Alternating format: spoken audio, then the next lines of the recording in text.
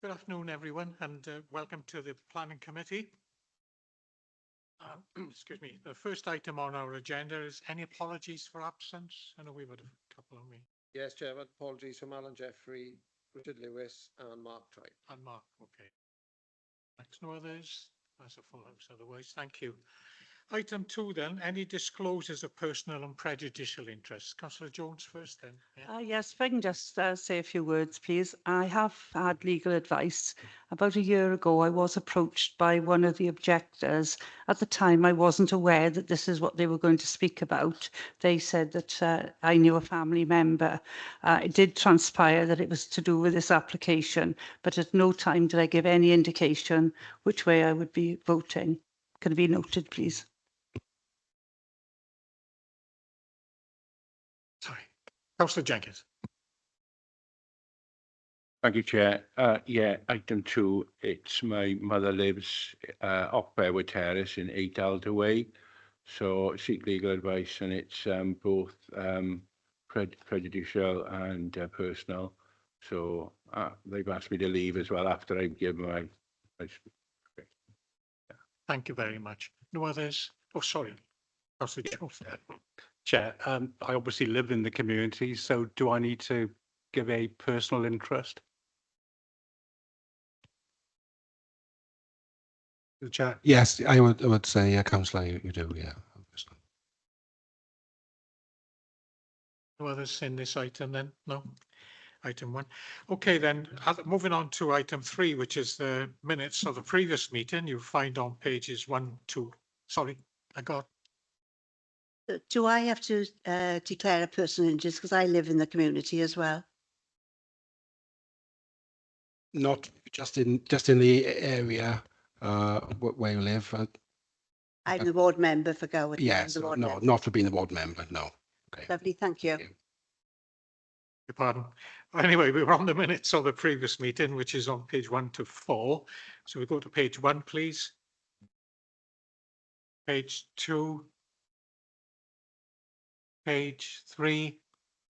And page 4. If somebody moves the true record, please.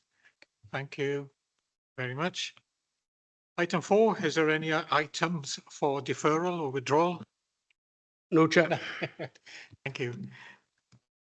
Okay, then item 5 is the determination of planning applications under the Town and Country Planning Act and of 1990. And the item we have before us is item 1, and you find it on page 8, is Fairwood Terrace in Gowerton. So are we handing over to Chris yourself? Yeah, thank you. Yeah, thanks, Chair. I was wondering, is it worth perhaps briefly explaining the format of the meeting to people who are here today, just so everyone's aware? So today we will start. I will present a series of slides of the application drawings, some photographs of the site. Following that, members of the public, those who have been registered to speak, will obviously have a chance to address the planning committee. Board members get to address the planning committee, and then following that is basically the planning committee debate, where members of the planning committee can ask questions of officers. And today, myself and Lucy are from the planning department. We've got colleagues here from highways, pollution control, and our placemaking team. So there'll be a variety of people today answering any queries raised by the planning committee. So hopefully any queries you've got, we'll be able to answer in full. Okay. So to start off, in terms of the slides, the first slide that we've got basically shows the application site. So as you can see, it's quite a large area of land. It's 8.71 hectares in size, and it is currently accessed from the eastern end of Fairwood Terrace. Most of the councillors here today, I think, were at the site visit. Ian, if you could just briefly scroll the eastern end of Fairwood Terrace just to show where the access is going in. Yeah, so great. So as part of this application, that is the one point of access, or vehicular access, I should say, into the application site. So at the moment, the site is heavily vegetated with a large number of trees and hedgerows. The site is quite flat and there are no buildings on the site at all. In terms of the planning application, it seeks outline planning consent for the development of the site for up to 216 dwellings, with commercial mixed uses comprising A1, A2 and A3, B1 and D1 at ground floor within some of the buildings, a mobility hub and associated works. So as I mentioned, this is an outline application. All matters, including access, layout, scale, appearance and landscaping, are reserved for future consideration. So it is purely the principle of development that we need to consider today. Of the 216 units, 10.2% will be affordable units, which equates to 22 units. The split is 18 social rented and 18 of the 22. Yeah. So there's a split of 18 social rented, 4 intermediate. The mobility hub, which I'll come to in a second, features a 50-space car park for a park and ride facility, which is adjacent to the existing railway station. That mobility hub also will feature cycle parking and flexible open space. Again, we'll see that in the forthcoming slides. The scale parameters of the buildings are set out on pages 11 to 12 of the report, so I won't go through them now. They're all in the report for you to read. And all of the relevant planning policies relating to the proposal is also set out in the report. I think it starts on page 30 through to page 20. We've undertaken a comprehensive consultation exercise. All of the consultation responses are set out in the report, pages 20 to 75. None of the consultees have actually objected to the application. In terms of publicity, we've had 881 letters of objection, together with a petition of objection containing 317 signatures. We've summarised the various points of objection. Again, they are all listed in the report. I don't repeat them here, but they are set out on pages 76 to 79. Okay, so if we can go back through some of the slides, Ian, please. Okay, so the first slide shows the site allocation in the LDP. So as members will be aware, in the LDP, we have 12 strategic development sites. This is one of those 12 sites. So this is site SDH, and SDH comprises, well, mainly 4 development areas. So the orange area on the left is the application site, which we are considering today. The large central area in blue is the old Alcoa Works, which is now Tymet. Yep. And then you've got 2 other areas for residential development, one to the immediate east of the Tymet site and then one further north. So you've got 4 large areas of land, they're almost separate sites, I guess, forming one large allocated strategic site in the LDP. So, but the site we're looking at today is the site in orange, which, as you can see on the key there, is designated as being higher density residential. If you can go to the next slide, Ian. So this is basically a zoomed in version of the site as shown on the LDP concept map. And as you can see, where you've got the figure 8, that figure 8 shows the access point coming into this part of the site of Fairwood Terrace. Reference is made to this in the LDP, together with the yellow block, which hopefully you can make out there, which is the 50-space park and ride facility. The larger park and ride facility in purple, that will be accessed from the Tymet site if that site ever gets developed in the future. But for today, we're only considering the development works on the orange area and the yellow area, which is the park and ride development. But as I said, the LDP and the concept map clearly show that access into this part of the overall site is coming off Fairwood Terrace. Okay, if you can go to the next slide, please, Ian. So the next few slides are a series of indicative drawings which show, I guess, how the master plan was arrived at. So again, I must emphasize, this is an outline application only. So these plans are only illustrative. So these will not form,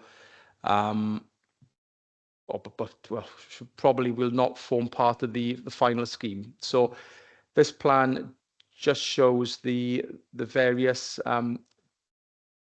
different parts of the site. So you've got the residential areas in orange.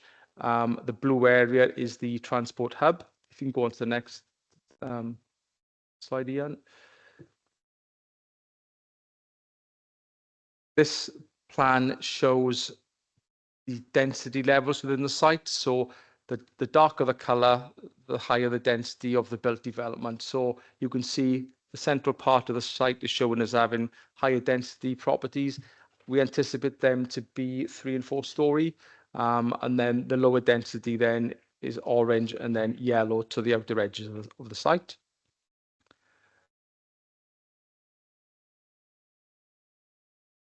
This is a scale parameter plan. Again, this just shows the different heights of the building as anticipated at this stage. Again, the darker the colour, the potential height of the buildings will increase.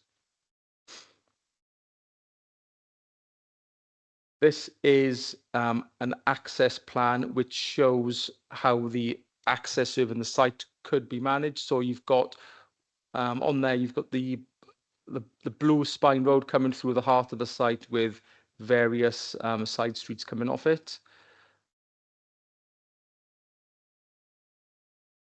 And this is again, it's indicative only, but this is an indicative master plan. This is a plan that we looked at on site earlier today. So what the developers have tried to show is taking all the different site constraints into account. That is a layout that could feasibly work within this development site. Obviously, you've got the majority of the buildings are houses, but there is the possibility of some commercial premises within the central part of the site.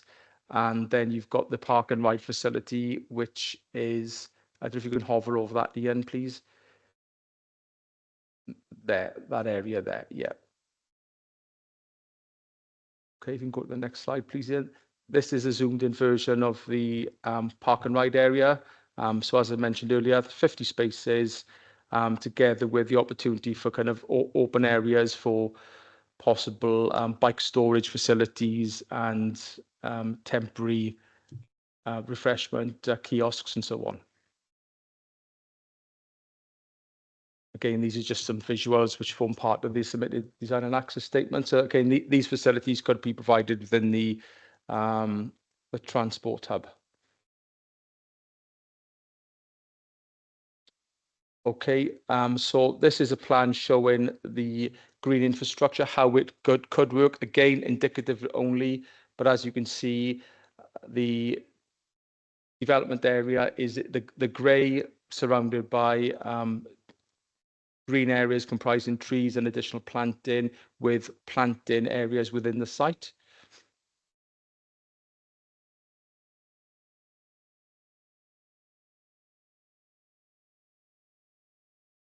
This again just shows potential layout, and what it tries to demonstrate is that all of the streets within the site will be actively looked upon by different buildings, so that there hopefully will not be any streets which are not overlooked, which is one of the kind of key considerations in terms of placemaking.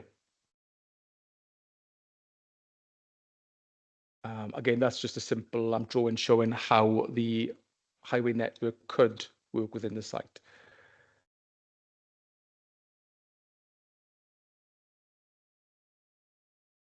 terms of SUDs, obviously the developer will require SAB approval. So this diagram again is quite a simple drawing, just tries to demonstrate how the SUD system within the site could work. Again, indicative only at this stage. Okay, this plan is a dam map, which is referenced in TAN 15. So there's quite a bit of talk this morning about flooding. And what we've tried to show here is the dam maps, which are currently referenced in Welsh Government TAN 15. This is basically an extract taken from that. So the blue area in the eastern part of the, or eastern sector of the site, if you can just hover over that, Ian, please, if you don't mind. That area there is a C2 zone. So that area, according to the dam maps, is at risk of flooding. Now, the indicative layout has been designed as such that none of the residential buildings will be affected by that area, which is potentially going to flood at some point in the future. So the scheme has deliberately been laid out in that way. NRW haven't objected to the application, which I think is important to note. So the only areas that would flood would be some of the kind of green open space areas and potentially some of the pathways within the site, but none of the built development would be at risk based on the existing dam maps.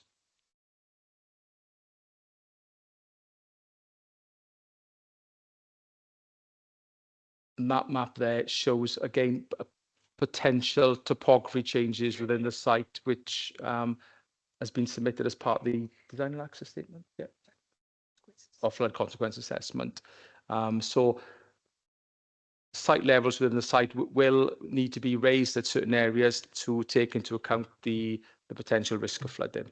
But again, these details we haven't got before us today. This is just all indicative. Okay, there's quite a lot of discussion this morning about highway safety, and we did walk down to the junction of Fairwood Terrace with Victoria Road.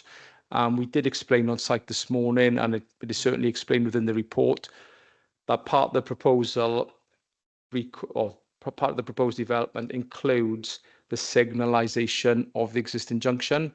So at the moment, the junction's a T-junction. I know quite a few members of members of the public this morning were saying they have difficulty leaving Fairwood Terrace. So our highways team have been working with the developers, and as a result of those that dialogue, what has been proposed is a signalised junction together with pedestrian passing points. So that's a simple drawing showing that. We can come back to that later if need be. Maybe one more slide, Ian. Oh, again, that's a different drawing of the proposed signalised junction at Fairwood Terrace and Victoria Road. I think that shows some details of visibility displays to ensure that vehicles can emerge from the site safely. I think the next slide's in a photograph. So there's two sets of photographs. I mean, I think we were mindful that this morning, obviously we were expecting members of the public to turn up. Some of them we thought would probably turn up in cars. So what we thought was we would take some photos for members to see the site on 2 different days. Obviously, on-street parking levels will vary, but just to give you an idea of what the street is kind of normally like. So these photos were taken 2:45, I think it was, on Friday. So this is taken with the junction directly behind the car. So so you can see it's quite clear then. If you go up here, and I think the next photos show further along the street, you can see the entrance to the site in the background there. So again, there are some vehicles there. If you can go along to the next slide, please, Ian. Again, it's one parked there on the left. And this is looking back down the other way now. So this is with the site access behind you. So you can see it's quite a clear run. Again, you can see vehicles, some parked on either side, but generally it looks relatively clear.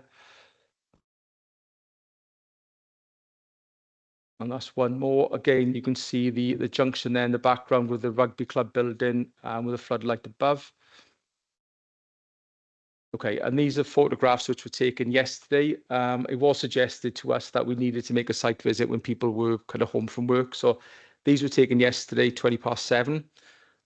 So this photo was taken with my back to the site entrance. So again, this is looking down towards the rugby club.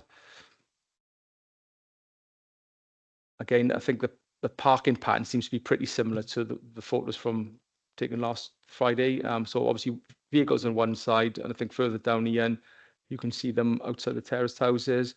And there were 3 vehicles quite close to the junction there. So there were 14 cars parked along Fairwood Terrace yesterday evening. Now, in fairness to the residents, I'm not suggesting for a minute that parking within Fairwood Terrace is like that at all times. I'm sure weekends, I think it was suggested today, people using the rugby club park on Fairwood Terrace. We haven't got photos of that, I'm afraid, but what we have tried to do is take photos of 2 different times of the day just to show members or give them a better understanding of what perhaps the parking is like on a day when there isn't a committee site visit and everyone turns up en masse. So those are the photos of the site, and I think that is the end of the slides.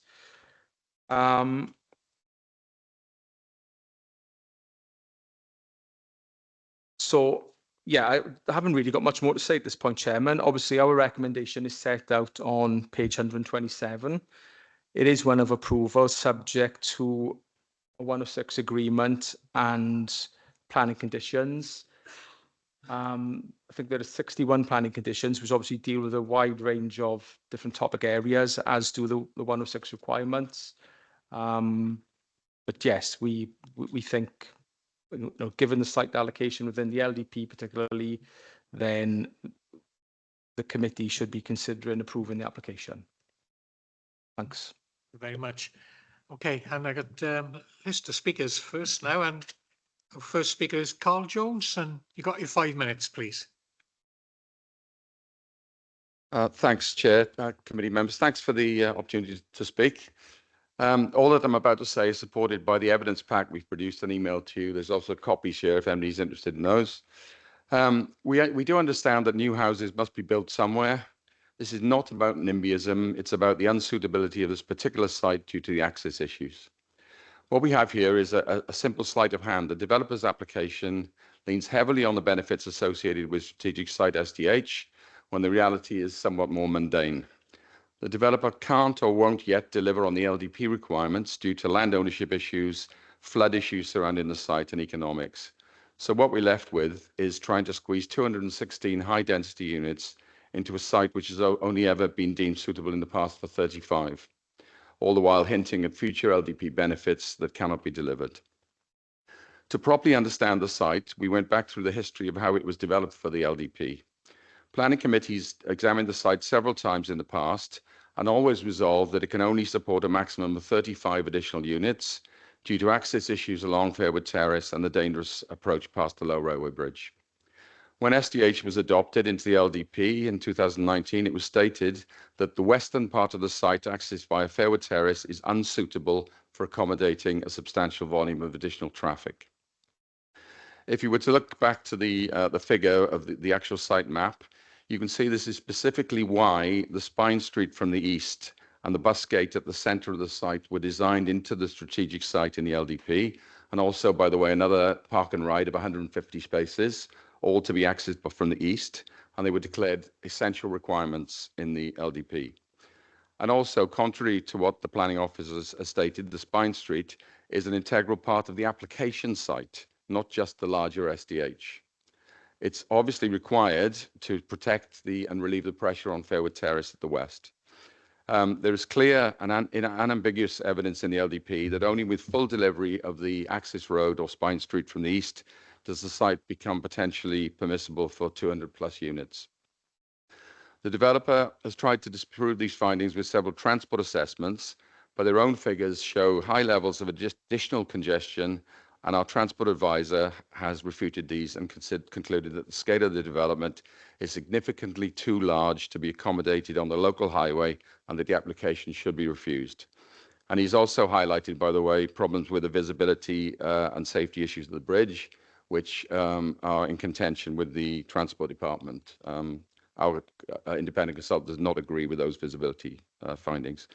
Victoria Road is already severely congested, and the developer's own predictions for Fairwood Terrace post-development show peak delays of an additional 20 minutes per vehicle and queues of over 60 vehicles.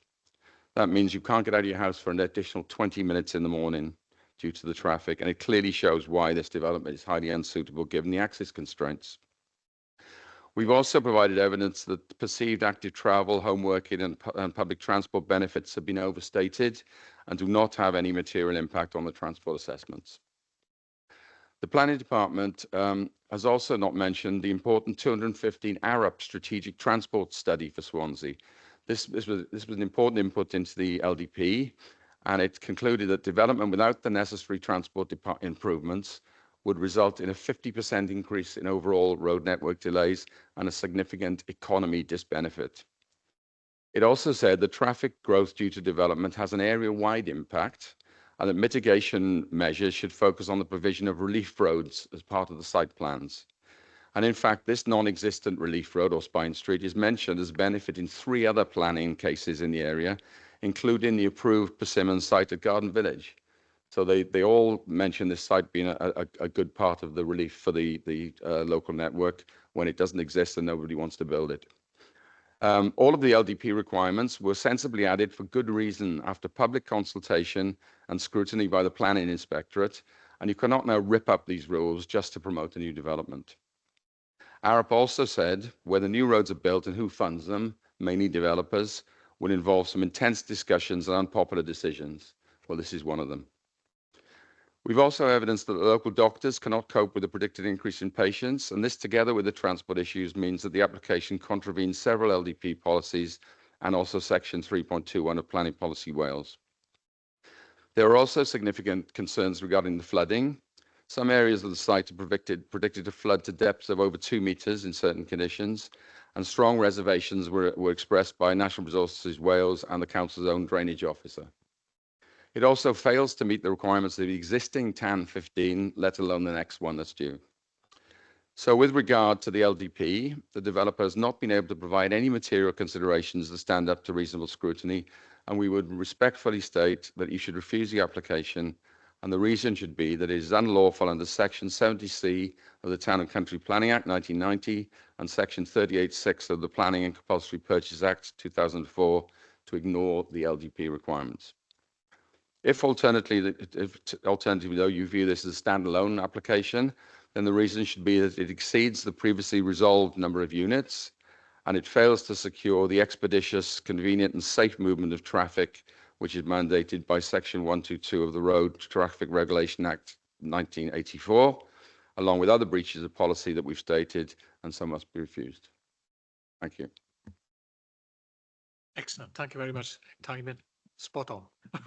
Thank you. Next speaker is Luke Quattarone on behalf of Persimmon. Got your 5 minutes as well, please. Thank you. So you can all hear me. Good afternoon, members. Thank you for the opportunity to address you today, and thank you to officers for all their work on the application before you. The application is, of course, recommended for approval, and given the extensive report, I'll try and keep this as brief and succinct as possible. Ultimately, as I say, the application presented towards you is an outline application on a strategic development site. The report concludes that the development to be compatible with the policies of the LDP and is wholly acceptable in all regards. To reiterate, the proposal will provide up to 216 zero-carbon ready homes, i.e. no gas to be provided, and at least 22 of which will be affordable. Dedicated off-site junction improvements to Victoria Road and Fairwood Terrace by the way of signalisation. The installation of a mover software to the new junction and to Gowd and Cross signals to increase efficiencies to both. Persimmon will deliver the policy required park and ride facility of 50 spaces, the dedicated bike storage and rental facilities, a car share club for the development, on-site public open space, formal play and otherwise, for both the existing residents of Gowerton and future occupiers of the site. The site will also retain land for the extended bus link to the wider site to the east. This is covered in the report and would likely be transferred to the local authority for their implementation in a future time. The site will also provide SUDs, storage basins and ecological enhancements both on and off site. Referring to some of the comments made today in the discussion throughout the planning application and again this morning, just to reiterate that extensive and exhaustive work has been undertaken with Swansea Highways to ensure that the junction arrangements are safe, by way of proof undertaken a road safety audit at the local highway authority request, efficient and realistically achievable to be built. All of this has been undertaken over the last 18 months and years preceding the planning application, all of which support the proposal and the highway authority accept this. Persimmon will also contribute £40,000 for the installation of the software MOVA to both the new junction and the signals at Gowerton Cross, which, as I say, will improve the efficiency of both junctions. Some further comments on flood risk. Extensive modelling work has been undertaken over the last 18 months, and dialogue has taken place with NRW and the lead flood authority to agree an engineering strategy to ensure that the development is flood free. As the pictures depicted, no property would flood in this site, and it also ensures that no third-party land is adversely impacted. That's a critical test of 1015 and has been modelled to the nth degree. This extensive commentary is contained in the report, but the finalised position is that of agreement by both highways and NRW, the lead flood authority. I think just to conclude, and in line with your officer's conclusions, the development is in accordance with and the aims of the objectives of local planning policy, national planning policy. If approved, the scheme will contribute towards much needed market housing as well as affordable housing in what is an extremely sustainable location with Gowerton train station immediately accessible. This will deliver on an allocated site in the adopted LDP. I therefore respectfully request that members of the committee support the recommendation by officers. Thank you very much. Thank you again. Thank you very much. I've got first of all 2 ward members, Councillor Jenkins and Councillor Jones, then Councillor Jones. Okay, so Councillor Jenkins first, please. 3 minutes each.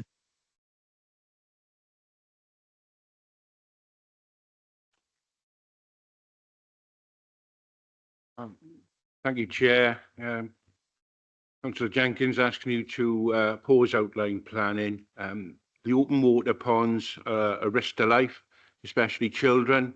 Heavy vehicles driving over an active travel route is also a risk to well-being. Gowerton surgery is 20,000 at its maximum, meaning 500 new residents will have no access to healthcare in Gowerton, yet another risk to residents' health, well-being and quality of life, which is against the principles of the LDP. The original LDP stated a new Spine Street roundabout and bridge would open up the site for development. The Spine Road is the reason the original LDP passed.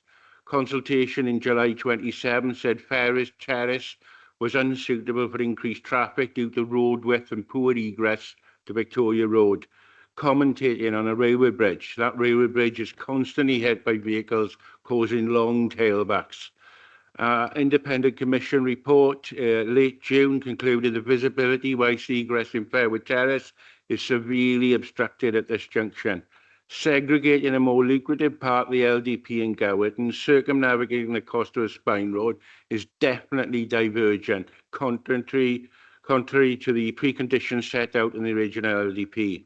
Persimmon's more of a master plan will cause frustration with long delays on the cross-connecting roads towards Manala and Penclough and motoring misery to those driving through Gowerton. Swansea's LDP process asks for 20% social housing. Offering 10.2% is just not on. Our youngsters need somewhere to live. So just looking at the report itself, I picked out active travel developments must not have significant adverse impact. I think we can all agree going straight through active travel route in the site entrance creates that adverse impact. It fails, it says, TAN 15, and expects, not guarantees, new homes not to flood. But it doesn't say anything about the homes after all the existing ones, because water runs downhill. We've admitted a third-party testing used is inadequate sampling in too small an area. The report says about voids, broken ground, 5 mine shafts causing public safety and, alarmingly, surface stability. 45 cars queuing to exit Fairwood Terrace every 15 minutes is quite frankly ridiculous. And Persimmon scheme wholly relies on Gowerton RFC to block off their entrance. There's zero guarantees this would happen, and negotiations should have taken place before outline planning is considered. So just to sum up, reasons for refuse outline planning. Outline planning is divergent, contrary to preconditions as set out within the original LDP. 10.2% is too little social housing. Swansea's LDP asks for 20%. Mobile signals are over-exaggerated and not proven. The spine road is key and must be in place before outline planning permission is granted. Construction traffic along Fairwood is a risk to life. Egress to Fairwood is a health and safety risk. Dangerous bridge collisions proves the area cannot cope with extra volumes of cars. Open water ponds are a danger to life, especially children. Driving hundreds of vehicles directly over an active travel route is unsafe and risk to life, and contravention of the well-being of future generation Wales Act 2015 with extra air noise pollution. And that pollution today is to a resident whose readings were 10 and her daughter 18, and they should be 4. And when they looked at her house, there was no gas or anything, so that can only be caused by traffic pollution. So thank you for listening. Please don't defer or approve. Please refuse planning. Thank you. Okay, thank you so much. Councillor Sue Jones now, please.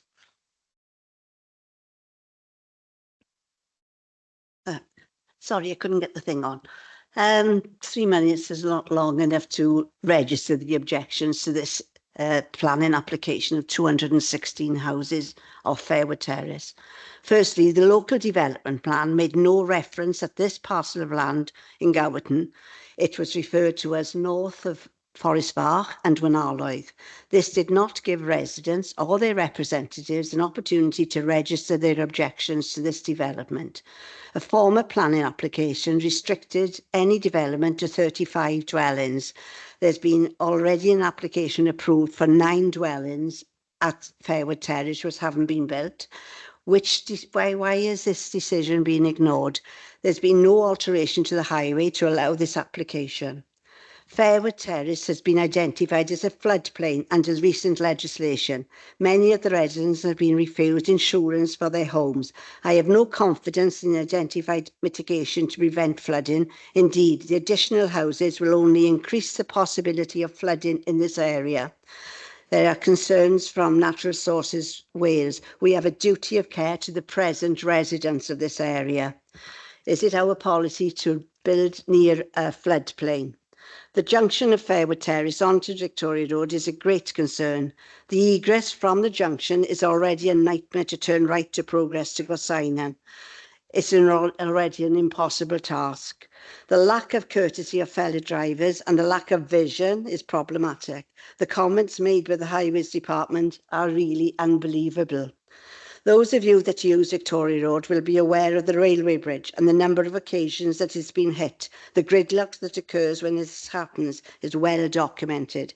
Even one of our own authorities' refuge collections have been involved in an accident at that location. I've over many years requested a pedestrian crossing at the location, but because of the vision, it's been overlooked. The lack of vision is still the same, and yet this application is being considered. Does money talk? The build-up of traffic is regularly on stop as to the roundabout in CN days to access Gowerton. The volume of traffic is contributed to by the buses of the 2 comprehensive schools in the village. Gowerton is the crossroads for Wenaloedd, Dunford, Penclawdd and Gorseinon, and those of you that live in the area will know the traffic problems. The independent assessment of this area clearly gives an accurate vision of these problems, which should not be ignored. Can I also highlight the pollution assisted with the volume of traffic? Today I was informed that a mum and a new baby had to vacate their house because of the carbon monoxide levels too high. The lack of adequate infrastructure also adds to the concern of the village. The doctor's surgery has no capacity to service additional patients. Patients already have a great difficulty in arranging appointments at the surgery. Loss of another green area will affect the well-being of the residents. The wildlife of this country is precious and it needs protecting, not being built on. Removal of trees contributes to global warming. Gowerton has contributed to the provision of houses with the ongoing estate at Kevin Gorwedd or Woodland Grove, which is built by Pobl, and also George Manning Way, which was built outside the village boundary, and that's being built by Coastal. Or it's the other way around. Both of these estates have reduced the green areas available to our village and increased the population with using already stretched facilities, affecting quality of life for the residents of Gowerton. Thank you. Very much. Councillor Lyndon Johnson, thank you. Great. Thank you, Chair, members. Many thanks for giving me the opportunity to speak at this planning meeting. As many of you know, I represent a different area on this council, but I've lived in Gowerton since I was 11 years old, so I could say I know the area pretty well. Also, I would like it noted that I work with the planning team, the officers, and know they perform a vital role across Swansea. However, on this occasion, I am asking that this outline planning application be rejected because I have serious concerns about the proposal to build 216 dwellings off Fairwood Terrace. In my case, for two reasons: traffic congestion and air and noise pollution. In reality, the conversation we should be having about Gowerton is to find ways how we can reduce the volume of traffic travelling through the village and not looking at proposals that will significantly increase it, which this proposal, I believe, will do. Anyone, when they think about Gowerton and when they're travelling to Gowerton from any direction, one word comes to mind: gridlock. This affects residents, but also tourists travelling to Gower because it is the gateway to North Gower. If you are travelling from the M4, the queue frequently starts at the roundabout below Day's Garage, for those of you who know it, if you were lucky. And then you have 1.5 miles of misery as you travel into Gowerton. And this happens on numerous occasions every day, not just at peak times. It's worst at weekends and also on bank holidays. If you travel from Dunford, you start queuing before you enter the village. And the same is the case if you're travelling from Penclawdd. And then, if that isn't bad enough, we have the railway bridge across Victoria Road, right on the junction of Fairwood Terrace, which is famous for all the wrong reasons, as a bridge that is hit by probably more vehicles than almost any other bridge in Wales, causing traffic chaos. All this congestion means we end up with vehicles on stop with their engines running. So on hot days, residents living on all the main roads running through the village are too worried to open their windows because of the air and noise pollution. This affects people walking on the pavements as well, including children going to the two schools in the village or people watching a game of rugby or cricket on the playing fields opposite the proposed development. I understand that members of the planning committee visited the site earlier today. You will have seen the poor access to the site and the railway bridge, which of course can't be moved. Also, if you had gone at peak times, you would have seen the congestion for yourselves. I noted the photograph, but taken at 7:15, if that had been an hour earlier, you wouldn't have got into Fairwood Terrace quite as easy. And also, if you'd gone a bit later, you wouldn't have got into Fairwood Terrace because of the queues of cars parked up there from the club.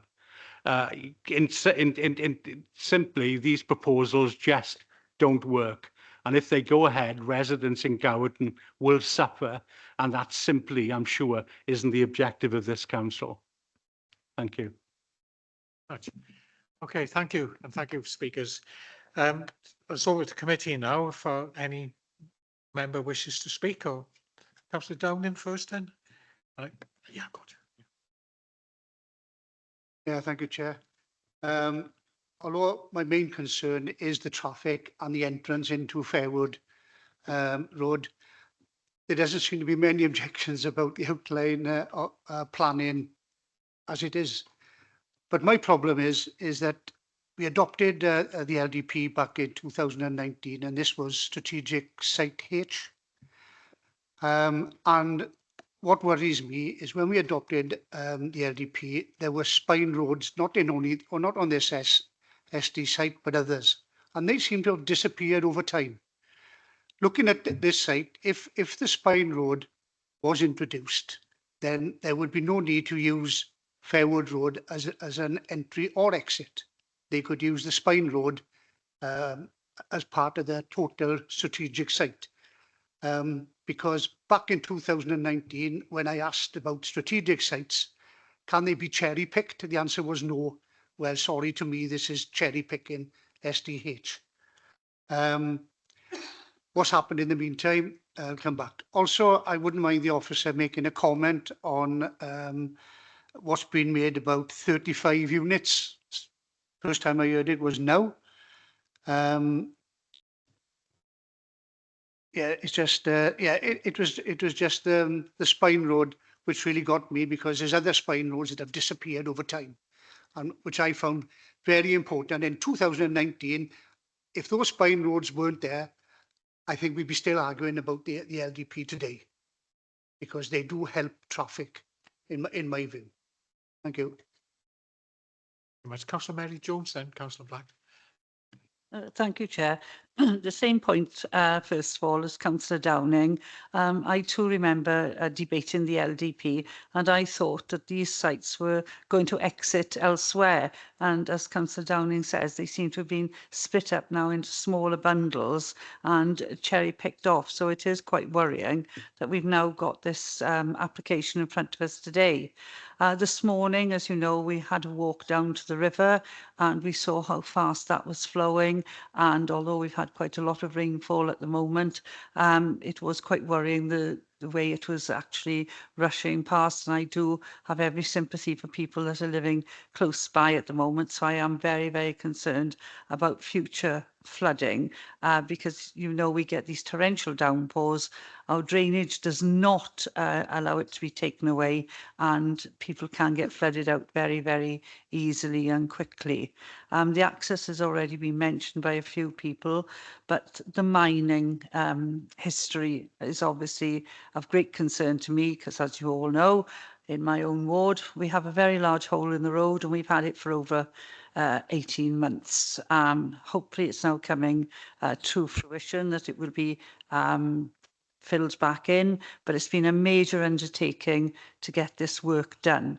This site and the other site by Pobble, we've had applications come back in from Pobble to asking if they can alter the plans because of mine workings.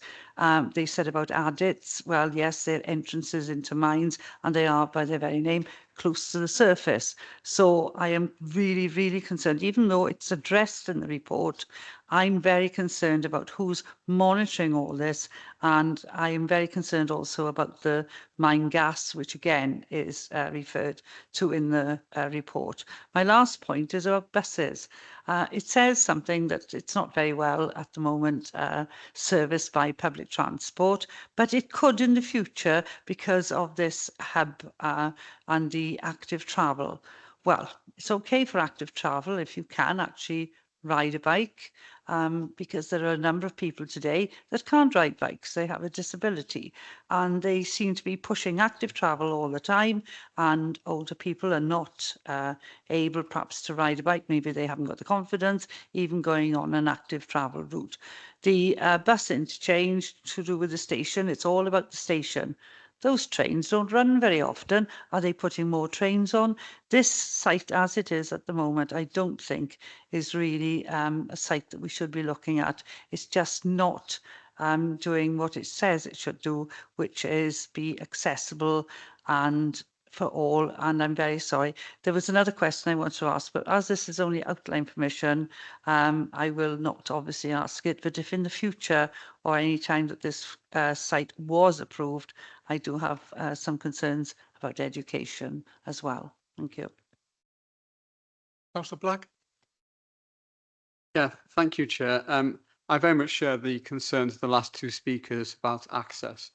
I can't believe that when this was put in the LDP, that it was envisaged that the main access to it would be on that particular street. That, you know, as Councillor Dowling has said, I think everyone was under the impression that there was going to be a better access with the spine roads to actually access that particular site, and that doesn't appear to have materialised. And I think for that reason, I think this, that in a sense, that the fact it's in the LDP does tie our hands to an extent. But I think at the same time, we can argue quite reasonably that when it was put into the LDP, we were considering other access options, which would have been more reasonable. Having driven down that street now, having walked down that street, I mean, albeit at a time when a lot of residents are parked there, but having looked at the photographs and listened to the evidence of other people, it does seem to me that this is a highly unsuitable access for a development of this size. Certainly, it seems to me that what you have at the moment is effectively a cul-de-sac, and now you're going to turn this into a through road, and that is going to add a different dimension to the residents who live there in terms of their amenity and in terms of their quality of life, and that needs to be taken into account. Flooding, yes, we have modelling. I think the problem with modelling is they come out of date so quickly. I mean, if you modelled some of these sites 10 years ago, you would have had a completely different model to what you have now. And certainly the incidence of flooding is increasing massively. And I would imagine that the model which we have in front of us today, albeit satisfactory for the current circumstances, could very well become out of date, especially in terms of the current trends in terms of rainfall and climate change. But that obviously can't take that into account. We have to work with what we've got at the moment. Traffic generation, I think, is a problem as well. I think that this amount of properties being developed on this site is going to generate a significant amount of traffic onto an already congested road network. And I think that is going to impact on the amenity, not just the residents of Furwood Terrace, but also of surrounding streets and people commuting through Gowerson as well, who are currently queuing quite significantly to get to their destination. And I think that is an issue which needs to be taken into account. And finally, and I don't think this has been mentioned actually, I'm absolutely appalled at the loss of this valuable amenity area. I walked through that wooded area today and I was massively impressed by the quality of the area, the trees, the old trees there, the undergrowth, the potential there for wildlife. And especially, the last thing I really want to see is to see that bulldozed away and reduced to a number of copses of trees surrounded by new houses. I mean, yes, we need houses desperately, but really we need to make sure that they're developed in appropriate places. And it does seem to me that this is not an appropriate place. Thank you, Chair.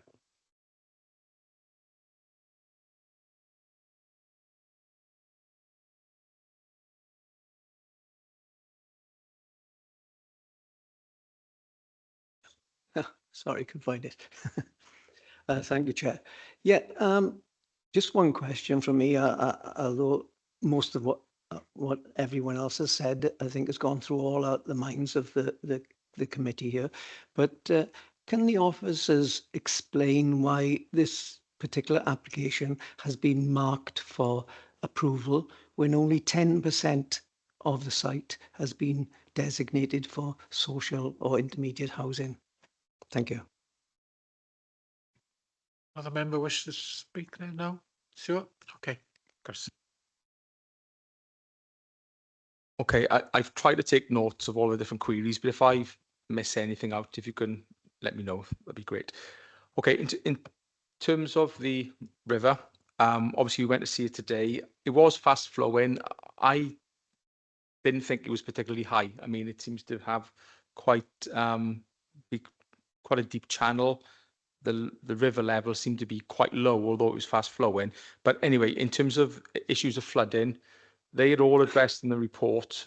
There has been an FCA undertaken.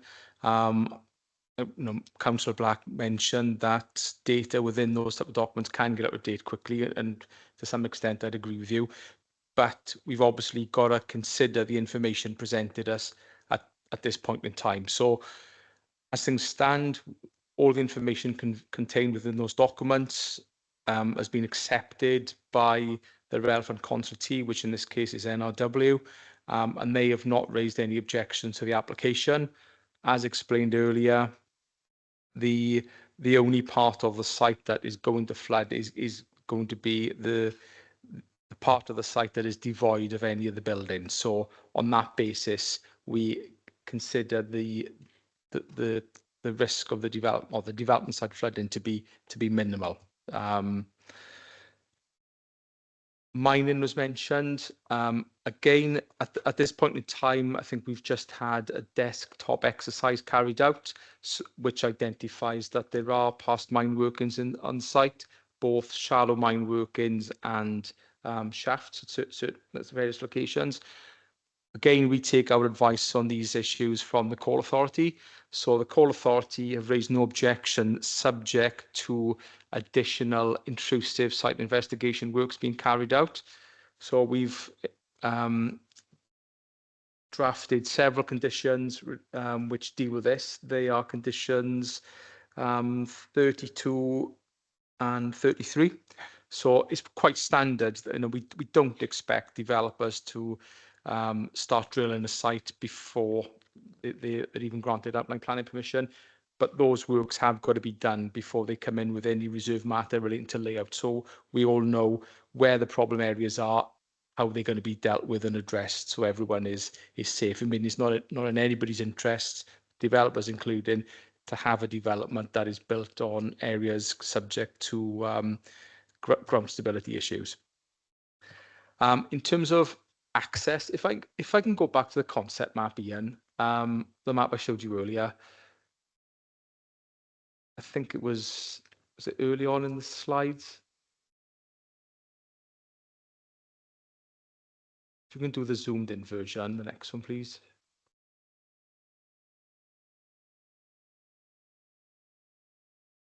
Okay, so as mentioned earlier, strategic site H, sorry, there are basically 4 areas to it. So the orange area is one of the 4. The blue is the old the type, I can never remember it.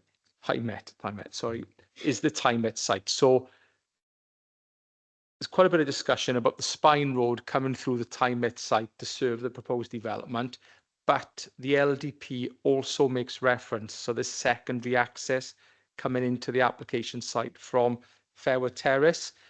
What the LDP does say is you cannot have access from Fairwood Terrace going through to the other 3 parts of the site. So it allows a secondary access into the application site, but no further, because we do not want the orange area, which is the application site, linked up to the larger parts of the strategic site. If I can actually read the section in the LDP, which is in paragraph 2.3.83. So what it explains is the primary means of access to the rail park and ride will be via the new spine street from the east, which is obviously through the Tymet site. And then it goes on to say that Fairwood Terrace may provide a secondary access to the park and ride to serve a limited number of spaces and an element of residential development, the scale of which will be determined through a detailed transport assessment. So it suggests, as does the concept map, that we can permit access to the application site of Fairwood Terrace subject to the submission of a transport assessment which satisfies our highways colleagues.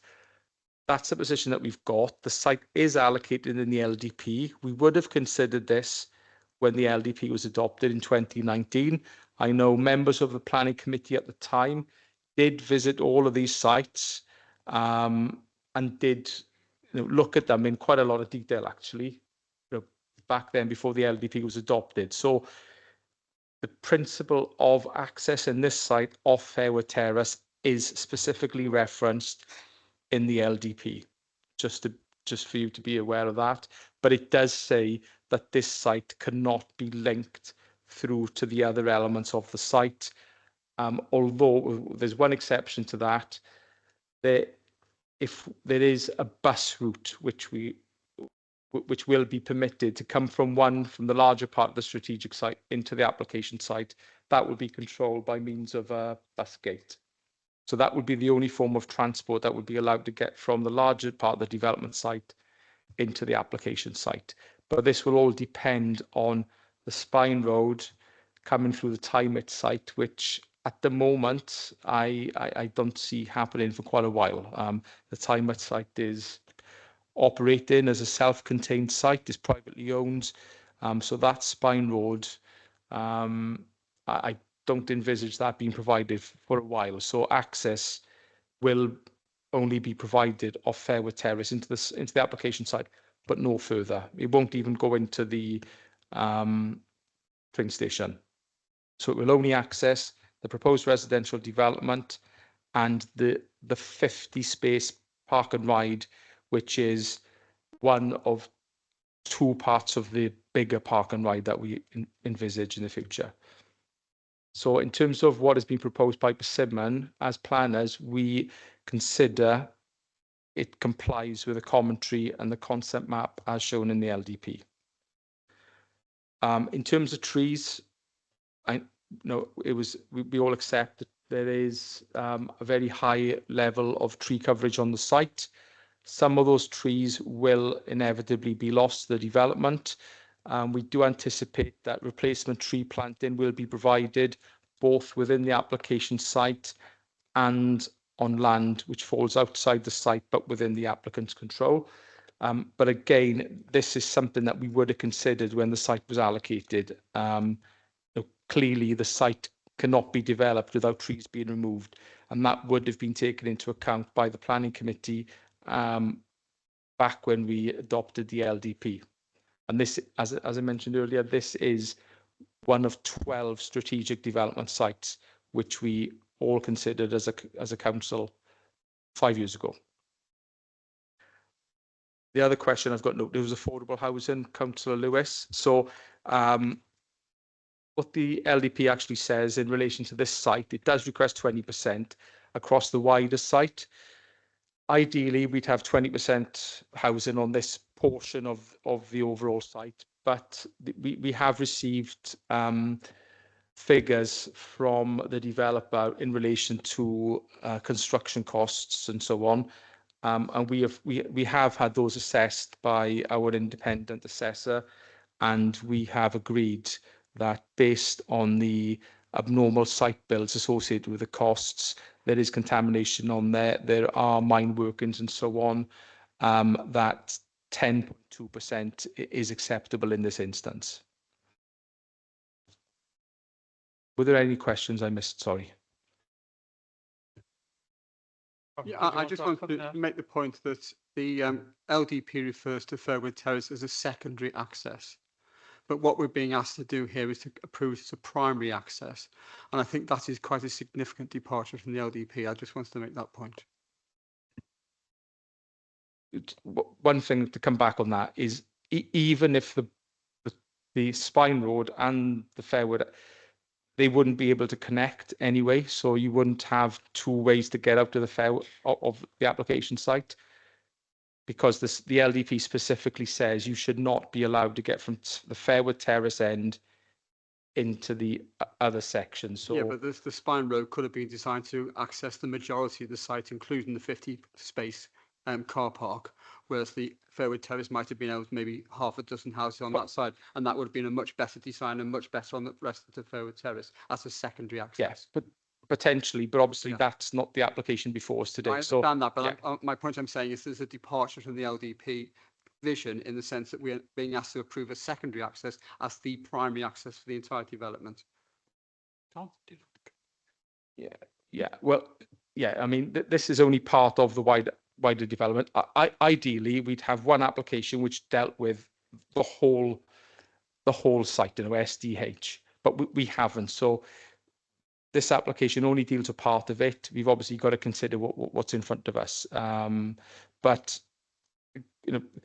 I think the next issue to consider is one of highway safety and traffic flow. So, as mentioned, we understand there are concerns from local residents about traffic congestion, and I mean anybody who lives locally will be, we all accept that traffic in Gowerton can be bad. There's no getting away from it.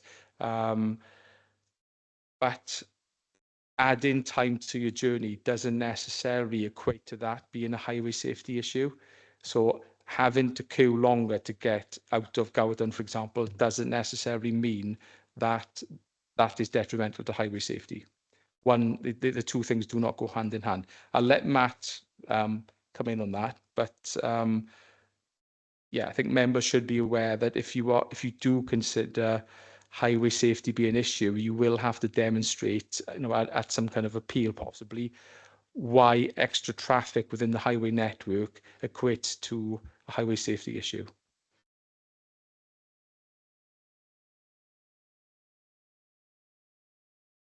Thank you, Chair. That's helpful. I just wanted to clarify for the benefit really of members, just on this issue of primary access and secondary access, just in case there is any confusion on this. The primary access and the reference to it in the policy is entirely in reference to a park and ride. It is not in reference to accessing the residential homes on that site. So there is a primary access envisaged that the vision for the site is that there would be one from the east to serve a larger car park. The secondary access to the car park is from Fairwood Terrace, and that's why it's limited to a certain number of spaces. So as Chris read out earlier, the wording is that the primary means of access to the rail, park and ride will be via the new Spine Street from the east.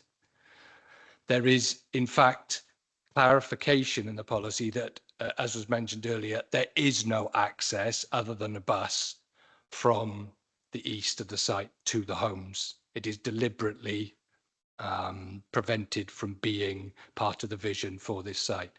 So the means of access to the homes, vehicle means of access, is from Fairwood Terrace, and that is what is stipulated in the LDP and the policy. So I just wanted to highlight that aspect, and also, if I may, just to pick up on something that was also mentioned in questioning in relation to access, was whether there was in some way tying that into a maximum number of homes within the site, and there is no stipulation in the LDP about a maximum number of homes to be served.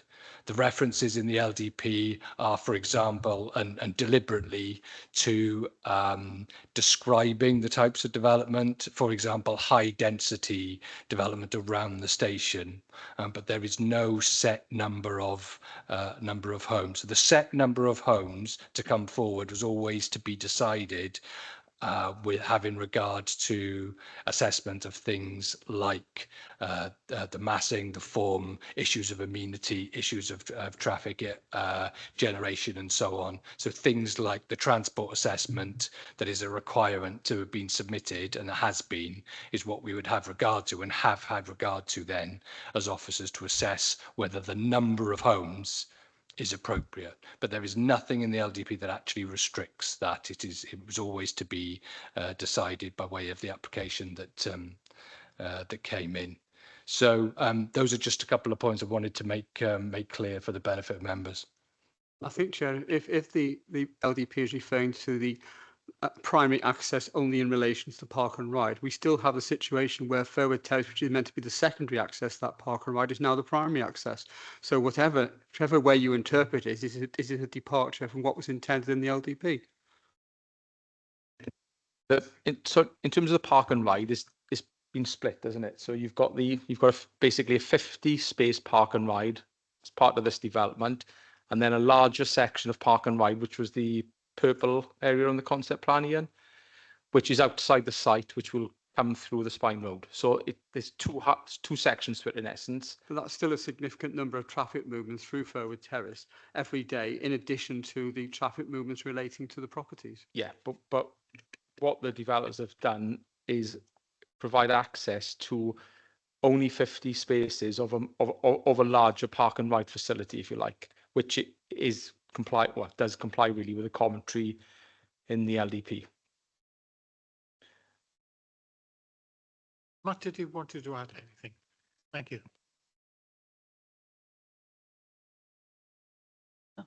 Thank you, Chair. Yeah, just further to what Chris said, really, about our ability to object to a planning application, we'd have to show or be certain that the application was detrimental to highway safety. Like everyone knows that Gowerton is busy, it's congested, and more homes will add more vehicles and more congestion, although we still don't know fully what's going to happen in the next sort of 5 to 10 years' time. But does that in itself give rise to highway safety concerns? And it's inconvenient, but in itself it isn't dangerous. The Councillor Jones referenced 35 homes under a previous pre-application. Now that was considered, I think, because it was before my time, as what could be served off Fairwood Terrace operating as a priority junction. Because at that time, the signal design guidance was such that there was no way that you could put traffic signals on the end of Fairwood Terrace, because you were required at the time to have a minimum, it was a set distance for signal head visibility. It was about 90 metres, which you're never going to get under the railway bridge. Now, since the new Traffic Signs Manual Chapter 6 was released about 5 years ago, I think, the signal sighting was reduced from a fixed figure to stopping sight distance. Now we put the applicant through the ringer on the traffic signal junction proposals, because we weren't convinced that you could achieve visibility, to the point where we had them out there with a mock-up signal head and a tape measure on the ground to measure exactly what you could get coming under the bridge. And you can achieve stopping sight distance for 30 miles an hour, which, given that this is now a 20-mile-an-hour road, means they've got more than they need coming from the sort of surgery entrance, which is why a signal junction is now in play, whereas perhaps 10 years ago it wasn't. Thank you. Jones, then Councillor William. Thank you. Actually, my question has changed after hearing that. The other one was a comment.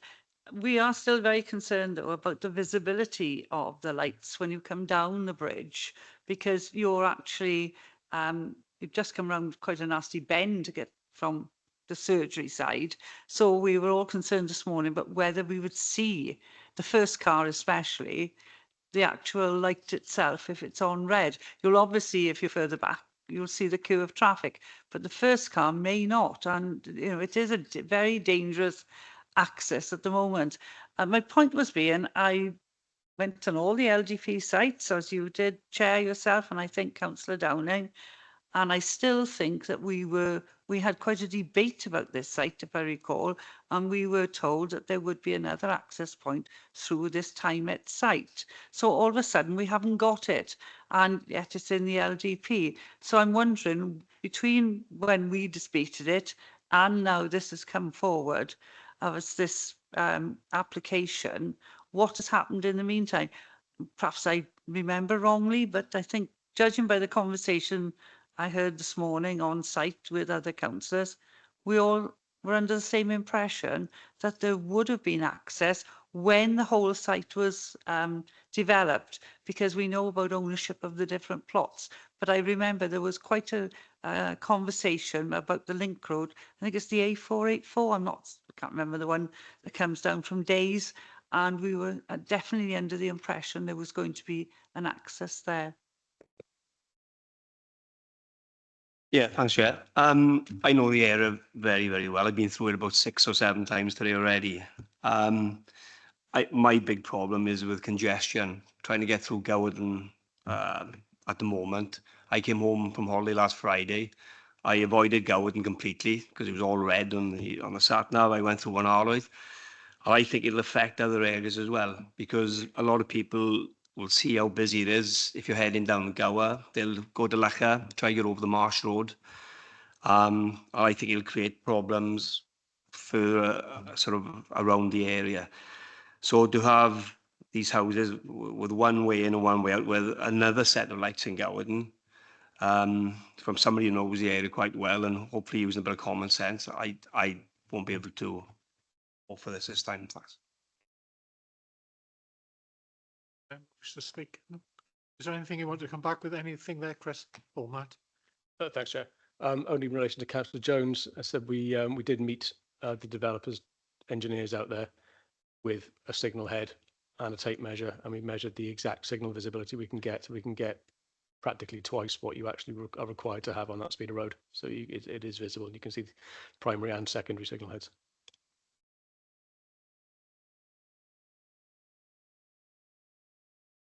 Just for clarification, Chair, I wasn't on the planning committee in 2019, so I don't know who Mary Jones was talking to on site.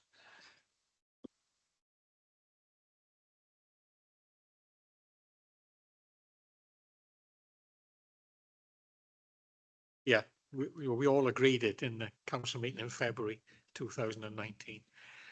Okay, got another member wish to speak? Sure. Sorry, Chair. Sorry. The one issue that was questioned, which we haven't discussed, is air quality. So are you able to address that, Tom? Thank you, Chair. Just to really highlight that we've had discussions back and forth, obviously with local residents as well, with regard to the format and the data that's used within the air quality assessment that was submitted. We've been through it in detail, and we've clarified and confirmed that the assessment that's been carried out and the modelling work that's been carried out, it is a model, and that's accepted. But the approach has met all technical guidance set out by DEFRA, produced on behalf of the devolved administrations, and is compliant with the approaches that we have to ensure are met. So the data, whilst it was focusing on that junction, Fairwood Terrace and Victoria Road junction, we have diffusion tubes in that area. We've been monitoring for nitrogen dioxide for some time, and we are in the low to mid 20s, where the annual mean is 40 micrograms per meter cubed for nitrogen dioxide. That's an annual mean, so that's residential. You're exposed throughout the time. There is a 1 hour objective for nitrogen dioxide of 200 micrograms, which you might consider when you reference is made to spectators at the rugby and the cricket club, for example. If the annual mean is above 60 micrograms, we are advised through evidence and through peer review that we should be looking at the 1 hour mean. We're not in that remit with the data, so we prioritise our resources across this city. So essentially what I want the point to get across is, having gone through and clarified other bits and pieces and responded to points that were asked and questions that were asked, I have no grounds to object the validity of the assessment that's being carried out. We are seeing a downward trend with increase of emissions, vehicle technology, and reduction of emissions. We're seeing that trend over time, and we asked for the model to look at 2019 as the base data because that was pre-COVID. So we weren't going to be impacted by change in traffic flows. We went for a worst case scenario. And that's why, looking at the assessment, it's coming out within the guidance.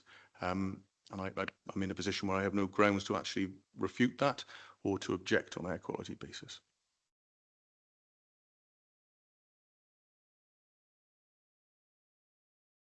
Thank you for that. Cheers.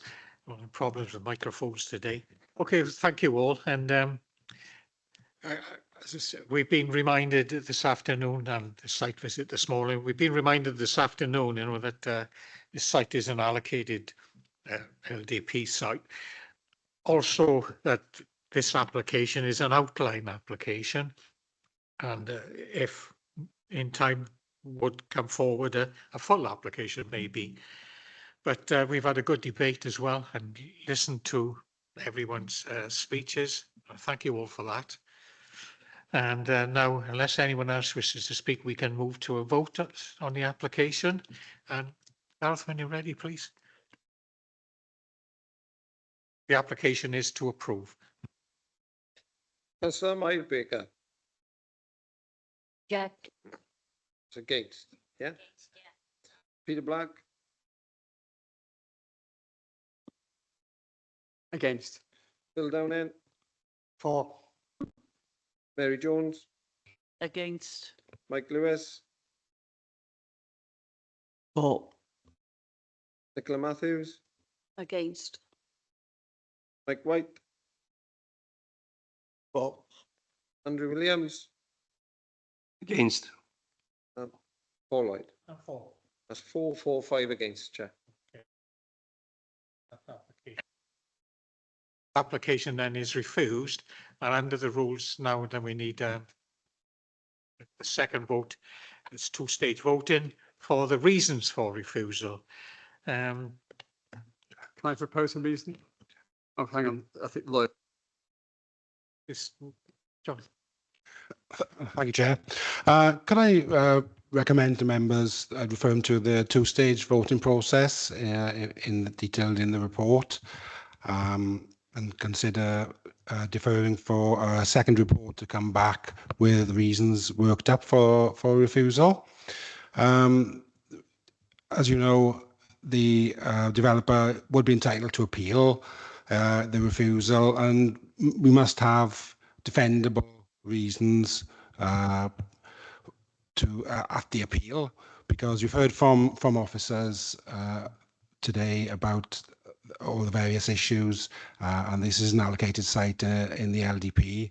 So I would recommend that. Also, it is a consideration that if at a possible appeal with reasons which weren't material, then we could have a cost application against the council, which would be substantial for a site like this. So that is a consideration for members. That is not the reason to approve an application, but it is a consideration. So my advice would be to defer under the two-stage voting process. Thank you, Chair. Makes sense. Shall we? Can I indicate my thinking? Can I indicate my thinking so the officers can take cognizance of what I was thinking in terms of the reason? My proposed reason was going to be loss of amenity by virtue of the additional generation of traffic onto an already congested road network, inadequate access, and the loss of valuable natural woodland. That was my general thinking. So I wasn't going down the road safety route. I was going in terms of the amenity of residents as a result of the congestion. Now, this is obviously for consideration at the second stage. So when you mention amenity, can you be more specific? Because amenity's got a very broad range. I know it is, yes. Yeah. Loss of amenity. We will need to be specific. Yeah, I understand that. There's a loss of amenity for residents generally because of the additional traffic generated by this development through that particular terrace. So that would be adding to a congested road network and cause problems for many residents as a result of that. The access itself and the fact that we're turning it into a through road as opposed to a cul-de-sac effectively adds to that loss of amenity for those specific residents, and the general loss of amenity as a result of losing valuable amenity spaces as a result of this development. The last bit I can understand might be difficulty because of it's in the local development plan already, but certainly I think the first two can be defended. And obviously you want to look at this properly. Yeah. Yeah. Can I just come back? Yeah, I've got in terms of the loss of the amenity areas. I mean, my understanding is that it's private land at the moment. The proposed development will provide more public open space than there is at the as things stand. But not of the same quality. But it's private land. It's not open public space at the moment. So I don't think you will be able to defend that. I accepted that bit is a difficult one because it's in the LDP in particular. But there does appear to be public footpaths going through this land. You know, so I think it is being used by the public. And because there are rights of way for that, it is an amenity space for the public to use. There are public footpaths, but in terms of open space provision, from what we have seen, the open space provision will be increased as a result of the proposal. Yeah, but I'd rather walk through a woodland than through a housing estate. Yeah. I just think we need to be clear, Chair, because ultimately we are not going to be defending this appeal. It's going to be the planning I understand committee. that. I'm just. You need to be very, very clear and specific so that we avoid a costs application, because this will probably end up with a hearing or possibly a public inquiry. So I think we all need to be very, very clear. When you talk about amenity, you need to, I understand in terms of traffic, you need to tell us what exactly you mean by that. Well, I have explained it's adding significant vehicle movements to an already congested network. And as such, it creates further problems for people going through Gowerson and people living in Gowerson. And therefore, that is a reduction in their amenity of living in that particular and using that community. And there's that network. I'm being inventive here. You mean? But I can't be inventive, can I? I need to guide you down the correct path. Yeah. Thank you, Chair. I've jotted down a few notes. As I say, Councillor Black, you've raised concerns over loss of amenity for residents because traffic will be, or there'll be additional traffic in the area because of congestion. You're concerned particularly about the impact on Fairwood Terrace, the residents there, and you're concerned about the loss of the woodland and the loss of amenity for the residents. Now, the whole purpose of the two-stage process is to take those issues away, and we can provide you with advice on that, which sets out how strong a case we think you've got as a committee, and you can vote on those reasons then at the next committee, and we can provide that advice. I think in terms of the amenity, you're generally concerned that because traffic is there, that's going to affect the residents, their living conditions, because they will have more traffic outside their house for longer. That's my understanding of what you're trying to say. Yeah. No, generally in the area. Yeah. Okay. Speak, because then it's been moved out. We defer. I was going to second it, but also can I ask you that when it comes back, it's not open to a big debate again, which has happened before. I thought they meant to come back just for us to agree. And it has sometimes in the past, for various reasons, been a big debate. Fair comment. Okay, then, members, it's been proposed that it was deferred for a report to be brought back with the reasons for referral. Shall we take a vote on that then, Gareth? Or do we? Yes, Chair. So, Councillor Mybaker. Oh. Peter Black. For. Phil Downing. For. Mary Jones. For. Mike Lewis. For. Nicola Matthews. For. Mike White. For. Andrew Williams. For. Paul Lloyd. That's all. Yes, unanimous for deferral, Chair. Thank you all very much. Thank you. Together again next week, I should say. Sorry, this Mike. Yeah, thank you. Thank you so much.